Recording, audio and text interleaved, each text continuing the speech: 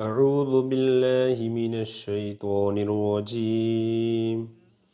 بسم الله الرحمن الرحيم لم يكن الذين كفروا من أهل الكتاب والمشركين منفكين حتى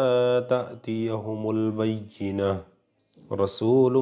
من الله يتلو صحفا مطهرة فيها كتب قيمة وما تفرق الذين أوتوا الكتاب إلا من بعد ما جاءتهم البينة